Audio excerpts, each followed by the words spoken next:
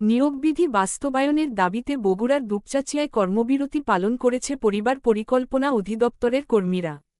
বক্তারা বলেন, তারা রাজস্ব খাতভুক্ত হয়েও নিয়োগবিধি না থাকায় পদোন্নতি, বেতন গ্রেডে উন্নীত ও চাকরিগত সুযোগ সুবিধা থেকে বঞ্চনার শিকার।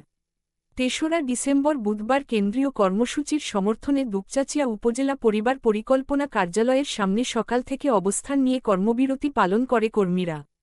পরিবার কল্যাণ পরিদর্শিকা, পরিবার পরিকল্পনা পরিদর্শক, পরিবার কল্যাণ সহকারীরা ন্যায্য ও যৌক্তিক দাবি আদায় বৃহত্তর আন্দোলন গড়ে তোলার হুঁশিয়ারি দিয়েছেন।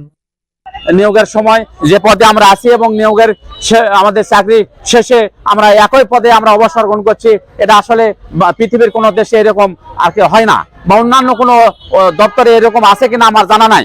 তাই আমরা কেন্দ্রীয় কর্মসূচির অংশ হিসাবে দুপচাচিয়া উপজেলার এফপিআই, এফডব্লিউ এবং এফডব্লিউভির পক্ষ থেকে আমরা এবং আমরা এই কর্মসূচি আমাদের সফল না হওয়া পর্যন্ত এবং দাবি দাওয়া মেনে না নেওয়া পর্যন্ত আমরা মাঠ পর্যায়ে আমরা অবস্থান আমরা কর্মসূচি পালন করবো ইনশাল্লাহ। যদি আমার দাবি দাওয়া মেনে না নেওয়া হয় তাহলে ভবিষ্যতে আমরা আরো কঠোর কর্মসূচিতে যেতে বাধ্য হব।